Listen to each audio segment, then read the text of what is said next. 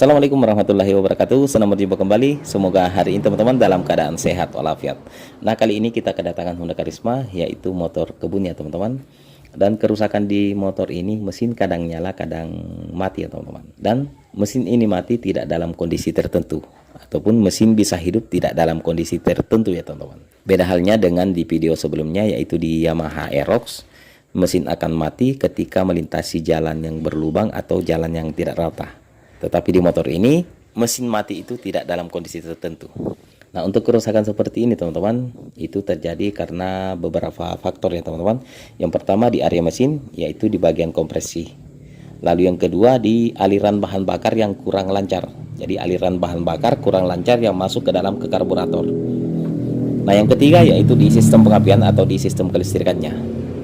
Nah, dari ketiga faktor ini teman-teman, masing-masing memiliki ciri-ciri yang berbeda. Nah, yang pertama di bagian mesin atau di bagian kompresi. Nah, ciri-ciri ketika kompresi itu mengalami kebocoran, maka ciri-cirinya ketika mesin akan mati, tenaganya akan hilang, lalu mesin akan mati. Akan tetapi di motor ini ciri-ciri tersebut itu tidak ada ya teman-teman. Jadi mesin ini mati tidak ada tanda-tanda sebelumnya. Tiba-tiba saja mati ya teman-teman. Maka untuk di bagian mesin di motor ini atau di Honda Karisma ini kita nyatakan masih normal. Lalu yang kedua, aliran bahan bakar yang kurang lancar masuk ke dalam karburator. Nah, untuk ciri-cirinya ketika aliran bahan bakar yang kurang lancar masuk ke dalam karburator, yaitu sebelum mesin mati teman-teman, mesin akan berebet dulu. Jadi sebelum mesin mati, mesin akan berebet dulu. Nah, ketika kita naikkan RPM-nya, lalu kemudian mesin akan mati. Nah, untuk di bagian bahan bakarnya kita kesampingkan dulu ya teman-teman. Karena apa? Karena informasi dari pemilik motor, mesin hanya tiba-tiba mati. Maka untuk di bagian aliran bahan bakar kita nyatakan normal teman-teman. Lalu yang ketiga yaitu di sistem kelistrikan atau di sistem pengapian. Nah, untuk kerusakan di sistem pengapian dan sistem kelistrikannya yang paling mendekati teman-teman ciri-ciri kerusakan di motor ini, yaitu mesin tiba-tiba mati. Maka 5 hari yang lalu saya telah memasang CDI yang lainnya teman-teman, dan hasilnya kembali normal. Maka kita bisa pastikan bahwa CDI ini yang mengalami kerusakan. Mungkin teman-teman bertanya kenapa tidak langsung mengganti dengan yang baru. Karena kita ketahui bahwa CDI itu harganya cukup mahal ya teman-teman. Apalagi di Honda Karisma ini CDI yang ori itu harganya sangat mahal teman-teman. Yaitu antara 600 sampai 700 ribuan. Makanya kita lakukan pengujian menggunakan CDI copotan dulu teman-teman, yaitu CDI bekas ini. Dan hasilnya kembali normal. Jadi kita akan ganti CDI-nya, akan tetapi tidak menggunakan lagi CDI Honda Karisma. Karena apa? Harga untuk CDI Karisma yang ori teman-teman, yaitu harganya sekitar 600 ribuan sampai 700 ribuan di tempat kami. Maka pemilik motor tidak cukup dana untuk mengganti CDI dengan menggunakan CDI ori. Maka dari itu CDI yang kita akan gunakan yaitu CDI Absolute Repo. Nah, harga CDI Absolute Repo original teman-teman masih bisa dijangkau oleh pemilik motor. Karena harga dari CDI Absolute Repo yang original teman-teman yaitu harganya 300 ribuan.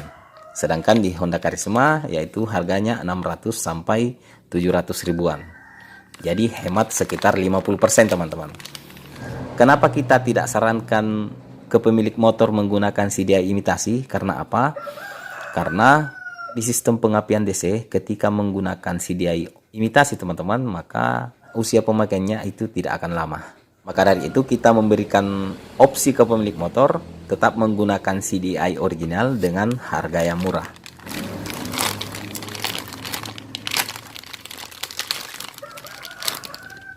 Jadi seperti ini bentuk CDI Absolute Repo ya teman-teman. Jadi seperti apa proses pemasangannya? Maka dari itu kita akan lepas dulu CDI-nya teman-teman.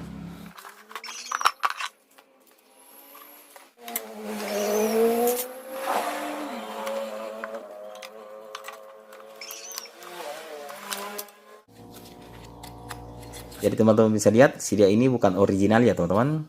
Jadi CDI ini imitasi. Mereknya Indopart. Nah, untuk memasang CDI Absolute Repo ke Honda Karisma, maka kita harus mengganti soket CDI. Karena soket CDI-nya berbeda teman-teman ya. Absolute Repo memiliki 2 soket ya teman-teman, sedangkan di Honda Karisma hanya memiliki 1 soket. Jadi baik teman-teman, seperti ini bentuk soketnya ya. Jadi kita menggunakan soket copotan ya. Teman-teman juga bisa membeli dengan lem baru seperti ini. Nah, untuk lebih mudah dalam penyambungan di soket CDI Absolute Repo ini teman-teman, kita harus ketahui dulu jalur kabel di soket Honda Karisma ini. Maka kita harus gambar dulu ya teman-teman. Jadi yang pertama kita akan gambar dulu soket CDI Karisma ya teman-teman.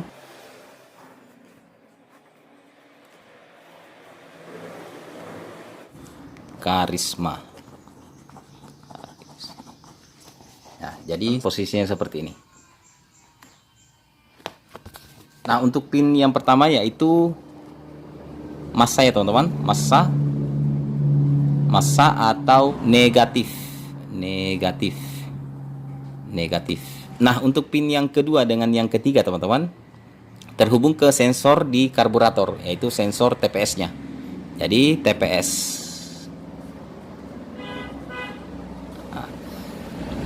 Lalu pin yang keempat yaitu terhubung ke koil. Nah, lalu yang kelima yaitu terhubung ke 12 volt, yaitu arus positif teman-teman, 12 volt positif. Lalu yang keenam yaitu terhubung ke pulser positif ya teman-teman, pulser positif. Nah, jadi kita ulangi lagi, pin yang pertama yaitu terhubung ke massa atau ground atau negatif, kabel yang berwarna hijau. Nah, untuk kedua dengan yang ketiga yaitu terhubung ke karburator, yaitu ke sensor TPS, dan kabelnya berwarna hitam dengan merah teman-teman. Nah, untuk pin yang keempat yaitu ke koil, kabel yang berwarna hitam strip kuning, Nah, untuk pin yang kelima yaitu arus 12 volt atau arus input positif, ya teman-teman, kabel yang berwarna hitam. Jadi kabel yang berwarna hitam. Lalu yang terakhir atau pin yang keenam yaitu pulser positif. Jadi pin di nomor 6 yaitu terhubung ke pulser. Jadi arus pulser positif ya teman-teman, kabel yang berwarna biru strip kuning, Lalu berikutnya kita ke soket CDI Absolute Repo.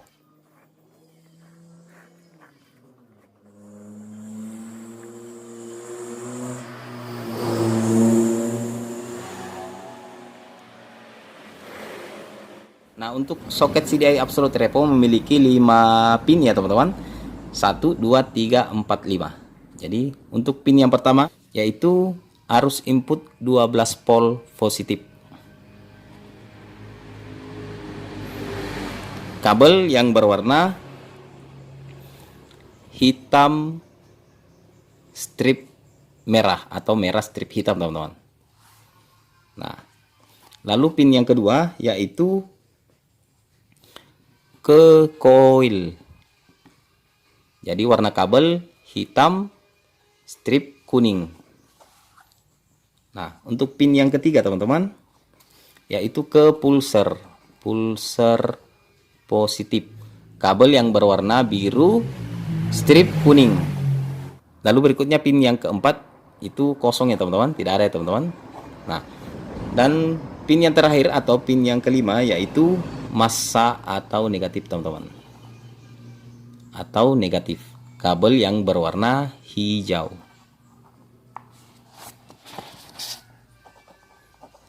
Absolute Repo. Nah, setelah kita ketahui soketnya teman-teman, maka kita lakukan penyambungannya. Nah, yang pertama yang kita akan lepas yaitu di pin yang pertama di soket CDI Karisma ya teman-teman. Di pin yang pertama yaitu massa atau negatif. Jadi kita cukit di bagian skunnya teman-teman, seperti ini.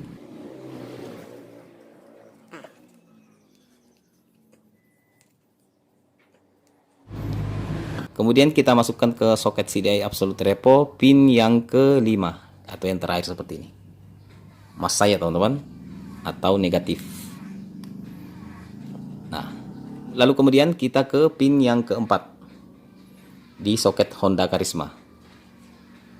Jadi kita lepas di kabel di pin keempat di soket Honda Karisma ya teman-teman. Nah, seperti ini. Lalu kemudian kita masukkan ke soket atau pin nomor 2 ya teman-teman. Jadi bentuknya seperti ini. Nah, kita masukkan ke pin yang kedua di soket absolute repo. Jadi coilnya teman-teman, coil.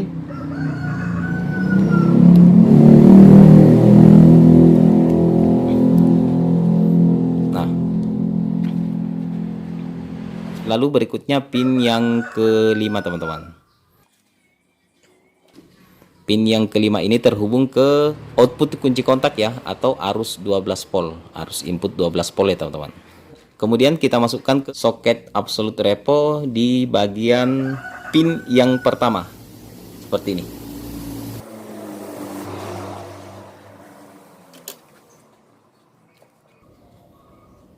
Lalu yang terakhir di soket Honda Karisma di pin yang keenam atau di pin yang terakhir ya teman-teman.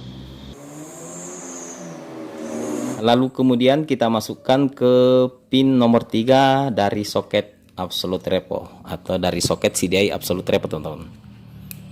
Nah, jadi kita ulangi sekali lagi ya teman-teman. Pin yang pertama yaitu terhubung ke input 12 volt atau arus positif 12 volt ya teman-teman. Lalu yang kedua, pin yang kedua terhubung ke coil. Terhubung ke coil teman-teman. Lalu pin yang ketiga terhubung ke pulser positif. Lalu pin yang keempat itu kosong ya teman-teman. Lalu pin yang terakhir atau pin kelima terhubung ke massa atau negatif. Oke. Nah, untuk kabel yang ke sensor karburator atau sensor TPS-nya teman-teman, kita tidak perlu pasang ya, itu tidak masalah. Lalu berikutnya kita masukkan CD-nya teman-teman.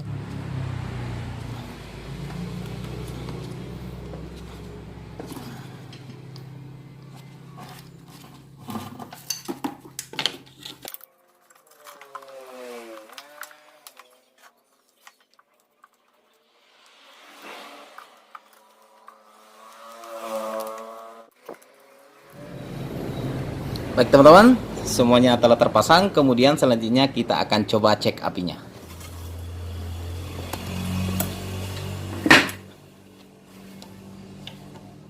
Jadi saya ingatkan teman-teman, ketika ingin mengetes api, kita pastikan bahwa di area ini tidak ada bahan bakar ya teman-teman, karena kita tahu bensin itu mudah terbakar ketika mendapatkan percikan api.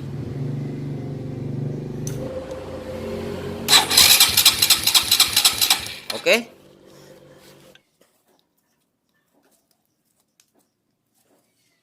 Kemudian kita coba hidupkan mesinnya teman-teman.